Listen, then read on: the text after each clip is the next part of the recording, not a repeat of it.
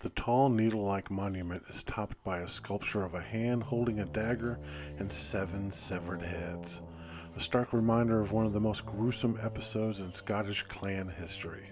Warfare among the clans was commonplace in the 16th and 17th centuries, but this was a bloody tale of internal strife among different sections of one of the largest clans in the Highlands, the MacDonalds. My clan.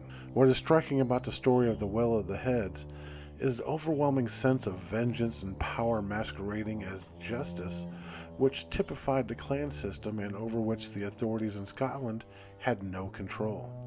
In somewhat typical Highland fashion, the story begins with the fight, which got out of hand.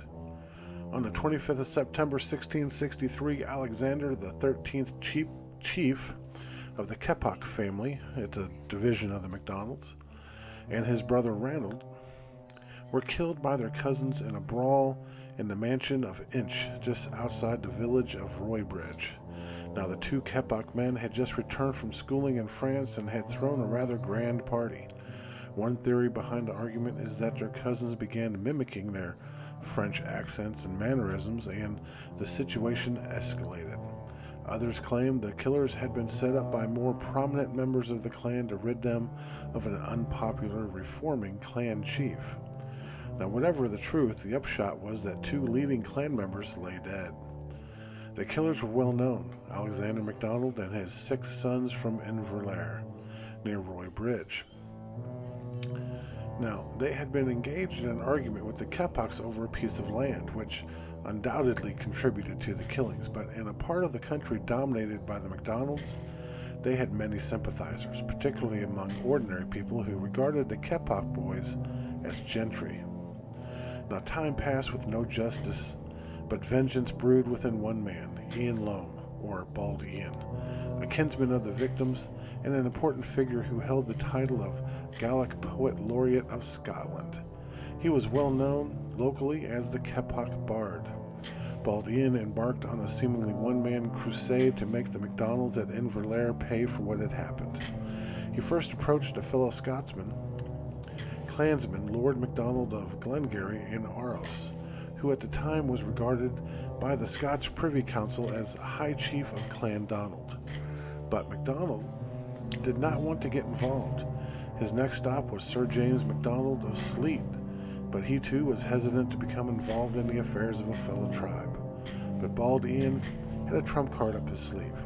The 2 murdered men had been fostered with Sir James at Duntulm Castle on the Isle of Skye. The vengeful bard traveled to the castle and appealed to the chief's emotion in dramatic and some would say biblical language.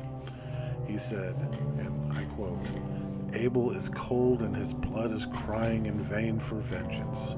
Cain is hot and red-handed, and hundreds are lukewarm as the black goat's milk," Bald Ian told Sir James. Now, his ploy was successful. Sir James applied to the Privy Council in Edinburgh, which issued letters of fire and sword against the killers. Sir James' brother Archibald, the warrior poet, was put in charge of 50 men who were sent to avenge the killings of 2 years past. Bald Ian was there to guide them to the MacDonald home in Inverlair, where, after a brief struggle, the 7 known killers, and probably more, were murdered and decapitated. The bard was satisfied. He had his vengeance and he wanted to prove it. He wrapped the severed heads in his plaid, tied them together with pillow and willow rods, and set out for Glengarry. Before presenting them to Lord MacDonald in Invergarry Castle, Bald Ian stopped to wash them in the waters of Loch Oich, at the site where the grim obelisk now stands. The heads were then sent to Edinburgh, where they were affixed to the gallows between Edinburgh and Leith. Now, the monument at the side of A82 Road was erected in 1812 by the then chief of the Clan MacDonald. The story by this time verified by the exhumation of the mound on the lands of the Inverlair, close to where Tulloch Station on the main Glasgow to Fort William rail line now stands. The mound revealed and confirmed at least 7 headless corpses. Bald Ian had gotten his bloody vengeance after all. Now, this gruesome tale that accompanies the monument adds to its uniqueness.